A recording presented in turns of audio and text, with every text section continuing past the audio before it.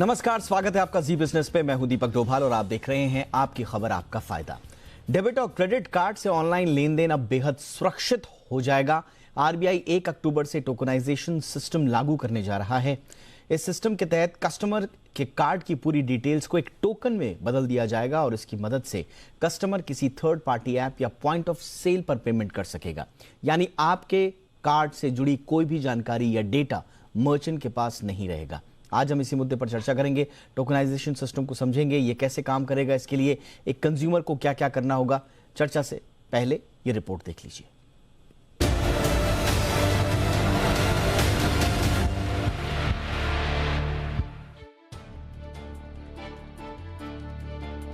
देश में क्रेडिट और डेबिट कार्ड से ऑनलाइन पेमेंट का चलन तेजी से बढ़ा है, लेकिन इसके साथ ही ऑनलाइन फ्रॉड के मामले भी बढ़े हैं। ऐसे में डेबिट और क्रेडिट कार्ड से लेन देन को सुरक्षित करने के लिए रिजर्व बैंक 1 अक्टूबर से टोकनाइजेशन सिस्टम लागू करने जा रहा है।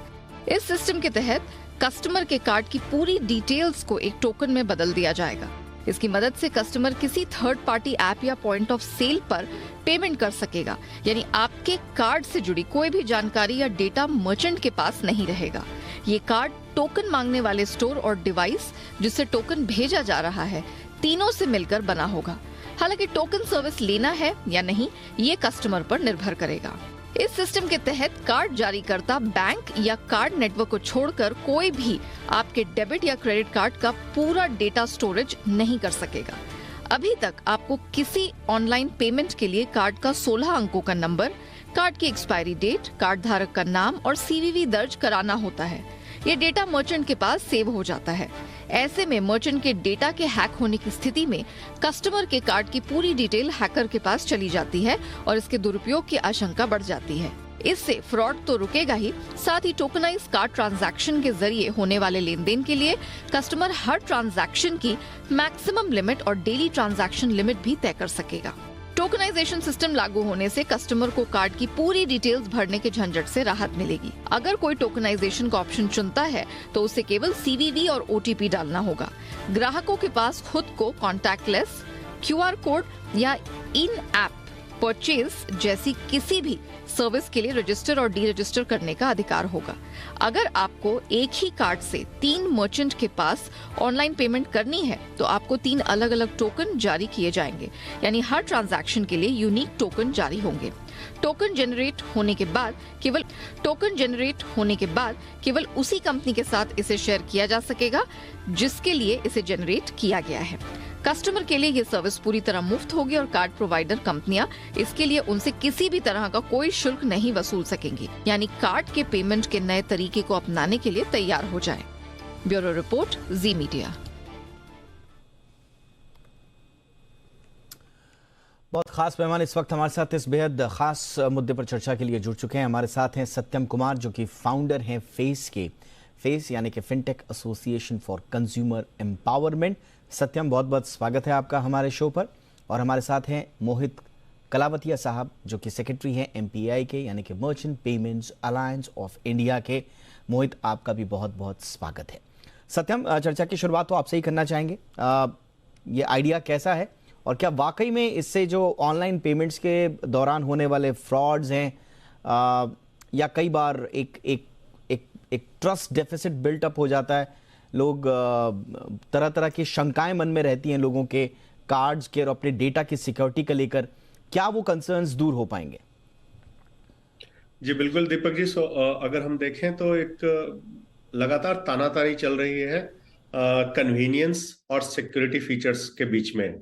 तो टोकनाइजेशन जो है एक उस डायरेक्शन में हमें काफी अहम कदम रखा गया है और अहम कदम उठाया गया है आरबीआई की तरफ से। क्योंकि एज अ कन्वीनियंस हम क्या करते हैं कि हम अपने डेटा स्टोर कर देते हैं मर्चेंट वेबसाइट पे, ताकि मेरी नेक्स्ट टाइम की जो पेमेंट है चेकआउट फाइनेंसिंग में मुझे कार्ड के लिए फटाफट यहाँ वहाँ खोजना नहीं पड़े। और चाहे हमारी रेलवे बुकिंग हो जाए या हमारी एरोप्लेन बुकिंग हो जाए या नॉर्मल शॉपिंग जो हो जाए, वो फटाफट जैसे ही मैंने कार्ड सेलेक्ट किया वो पेमेंट एक ओटीपी बेस्ड होकर के निकल जाए। तो ये एक एंड पे हम देखते हैं तो ये हम कन्वीनियंस के चक्कर में कई सारे डेटा हम जहां तहां फुटप्रिंट छोड़ते रहते हैं। और चूंकि पेमेंट इकोसिस्टम, बैंकिंग इकोसिस्टम सारा का सारा कंट्रोल किया जाता है आरबीआई से, तो कहीं ना कहीं इस तरह के डेटा लीक की जो बदनामी है वो वहां पे भी जाती है कि हमने क्या सिस्टम सेट किया है कि इस तरह के डेटा लीक हो रही है। और चूंकि मर्चेंट सिस्टम जो है वो कंट्रोल्ड नहीं है आरबीआई के थ्रू, तो आरबीआई हमेशा से कोशिश करते रहती है कि इस सिस्टम में जो उसके ऑपरेटर हैं उसको कैसे ज्यादा से ज्यादा इनेबल किया जाए।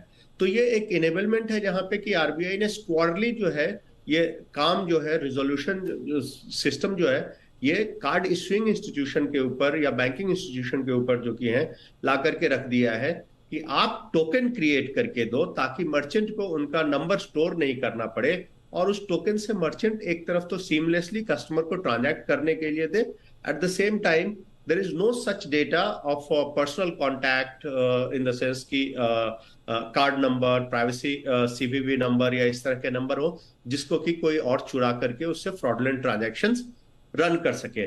तो एक तरफ तो कंट्रोल को सुनिश्चित किया जा रहा है कि कहाँ कहाँ पे इसके डेटा रहेंगे, और दूसरी तरफ ये भी सुनिश्चित किया जा रहा है कि कन्वीनियंस में किसी भी तरह की कस्टमर को या कंज्यूमर को कोई तकलीफ नहीं हो जाए। तो ये एक बहुत ही इंपॉर्टेंट डायरेक्शन है।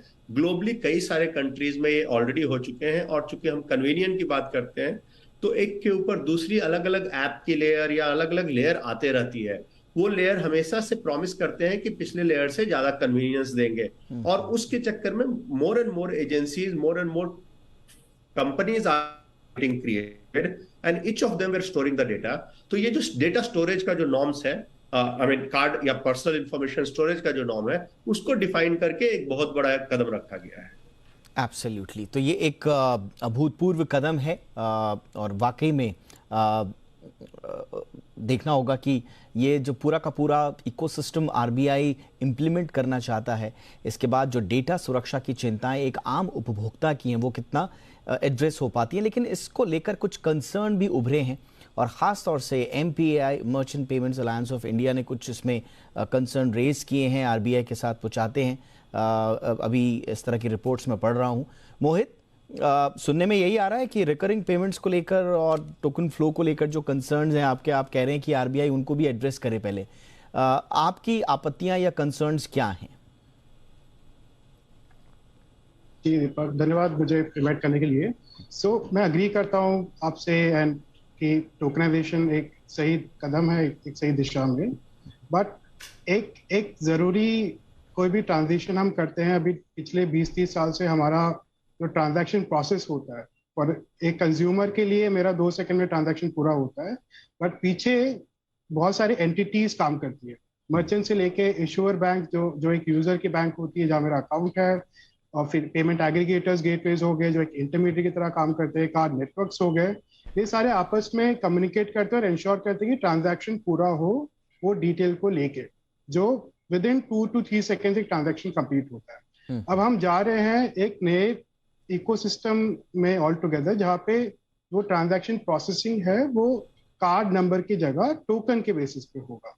उसे पूरी तरह कंप्लीट करने के लिए सारे इकोसिस्टम प्लेयर्स को, जो भी हो, कार्ड नेटवर्क हो, इशूअर बैंक्स हो, एक्वायरर बैंक्स हो, पेमेंट एग्रीगेटर गेटवेज हो या मर्चेंट्स हो, सबको अपनी तरफ से टेक्नोलॉजिकली चेंजेस करने पड़ते हैं अपने सिस्टम में, ताकि वो इंश्योर कर सके कि वो ट्रांजिशन स्मूथली हो। बट अब प्रॉब्लम ये यहाँ पे ये आ रही है, आरबीआई का जो डायरेक्शन है वो बोलता है कि मर्चेंट्स और payment aggregators card data store नहीं कर सकते।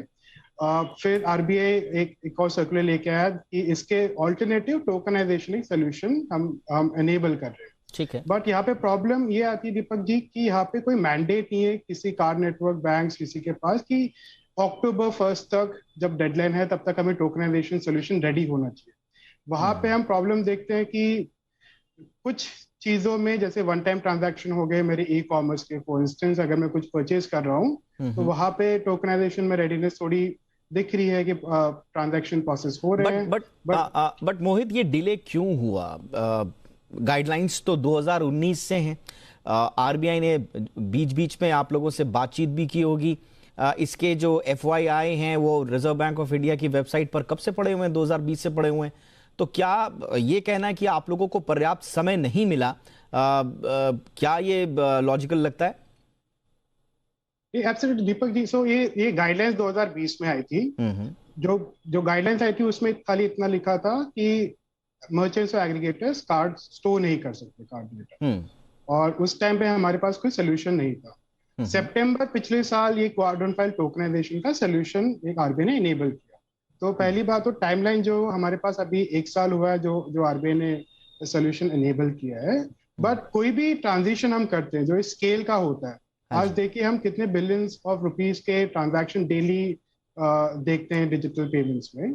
सो कोई भी जो ट्रांजिशन होता है उसमें एक पर्याप्त समय लगता है।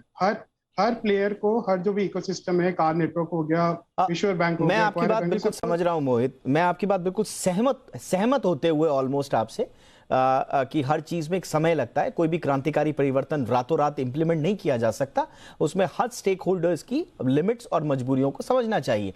लेकिन सवाल यह है कि क्या हम अभी भी उस मानसिकता में है कि जब हम पे डंडा होगा हम तभी काम शुरू करेंगे? मेरा मतलब यह है कि अगर 2020 से पहले से आरबीआई टोकनाइजेशन पे बात कर रहा है, आप इंडस्ट्री में हैं और आपको कहा गया है कि कार्ड डिटेल्स अब आप सेव नहीं करेंगे, ये एक बहुत बड़ा स्टेप था, बहुत बड़ा डिसीजन था। उसी वक्त इंडस्ट्री के तमाम जो मर्चेंट्स हैं उन लोगों ने क्यों नहीं सोचा, या क्यों नहीं आप लोगों ने ये एज्यूम किया कि इस तरह का सिस्टम इन प्लेस होने वाला है, और तब से तैयारियां क्यों नहीं की गई? एब्सोल्युटली दीपक जी, पूरा अग्री करता हूँ। डिस्कशन टोकनाइजेशन पे इवन ग्लोबली हमने बहुत देशों में देखा है जहाँ टोकनाइजेशन वॉलंटरी रूप में अवेलेबल है।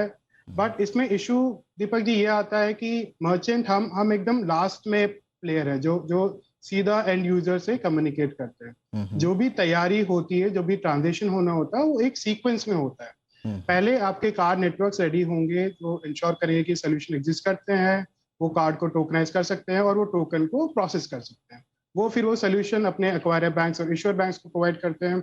वो फिर वापस टेस्टिंग करते हैं, फिर वो नीचे अपने पेमेंट एग्रीगेटर्स एंड गेटवेज को देते हैं, और फिर मर्चेंट्स के पास लास्ट में आते हैं। तो वो सीक्वेंस में प्रोसेस होता है।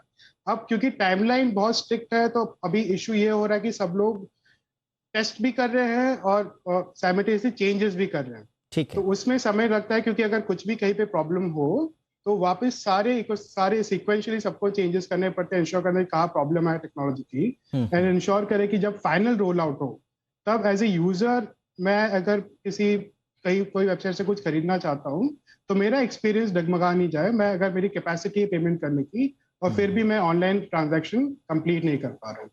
सो पेमेंट की जो नेक्स्ट जनरेशन है उसे कहा जा रहा है टोकनाइजेशन, और ये अब जो पूरा का पूरा नया रिजीम है ये शुरू हो रहा है 1 अक्टूबर 2022 से। क्या है इसका मतलब? ब्रेक पर जाने से पहले हमने रिपोर्ट के जरिए आसान भाषा में आपको बताया, एक बार फिर से आपको बता दें, जो आप कार्ड डिटेल्स जितने भी मर्चेंट प्लेटफॉर्म्स पे शेयर करते हैं, मसलन नेटफ्लिक्स हो गया, डिज्नी हॉटस्टार हो गया, स्पॉटिफाई हो गया, कहीं पे भी आप जो सब्सक्रिप्शन लेके रखते हैं तो वहां पर अब आपके जो कार्ड डिटेल्स हैं वो सेव नहीं होंगे। होता अक्सर यही था कि वहां पर आपकी कार्ड डिटेल्स सेव होती थी, उनके खो जाने की या किसी गलत हाथों में पड़ जाने की आशंका बनी रहती थी, और इस वजह से कई बार फ्रॉड्स भी हो जाते थे। तो ये पूरा का पूरा एक सिक्योर सिस्टम बनाने के लिए आरबीआई ने ये आइडिया लेकर आई है। सत्यम, आपके पास में आना चाहूंगा। अब इसके बाद ये थोड़ा सा बताइए सत्यम, क्या अभी भी ये पूरी तरह से टोकनाइजेशन का पूरा इकोसिस्टम इन प्लेस आ जाएगा, या कंज्यूमर के पास अभी भी ऑप्शन होगा? क्योंकि बहुत सारे लोग ये भी समझते हैं कि कार्ड का पहले से वहां पर मौजूद होना उनका टाइम सेव करता है, उनके पास सब्सक्रिप्शन को वापस से बहाल करने के लिए ना उनके पास टाइम है इतना, ना वो बार बार जाके, तो कई लोगों के लिए सहूलियत भी था ये। तो ऑप्शन रहेगा क्या ये ग्राहक के पास?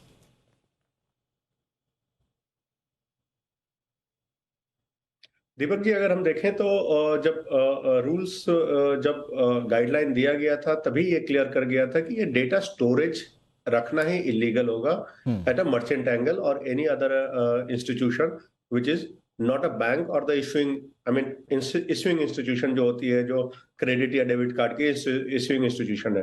तो आपने जो भी स्टोर करके रखा है वो ऑटोमेटिकली इसके साथ वो खत्म हो जाएगा, उसकी कोई मायने नहीं रहेंगे।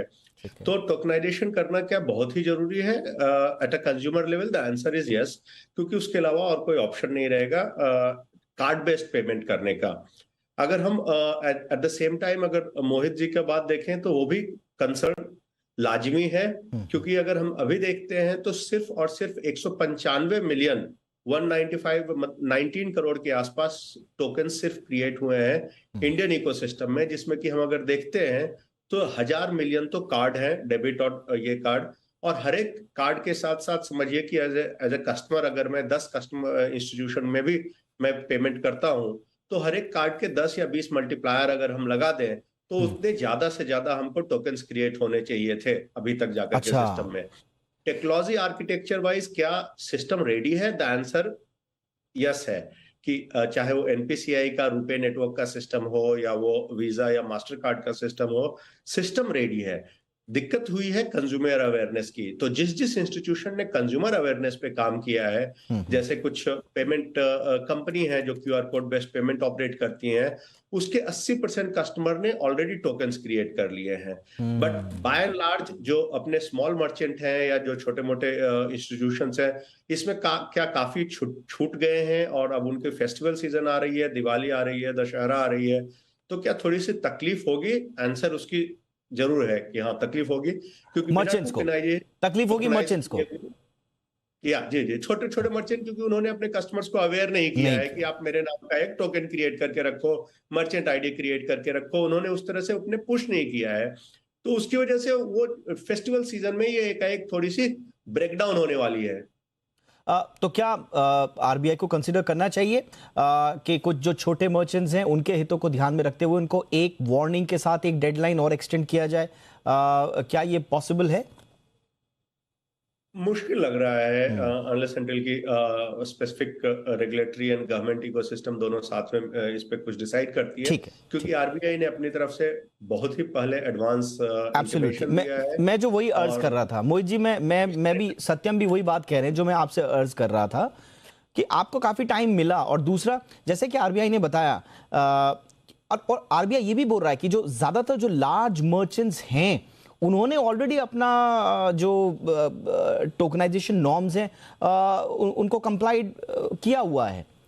सवाल अब 195 मिलियन सत्यम बता रहे हैं कि थोड़ा सा कम है जिस हिसाब से कि जितना इसका स्केल है, लेकिन मैं फिर भी बोल रहा हूं कि आपके मैंडेटरी करने से पहले अगर ये इतने टोकन जनरेट हो चुके हैं तो मुझे लगता है कि डिसेंट नंबर है।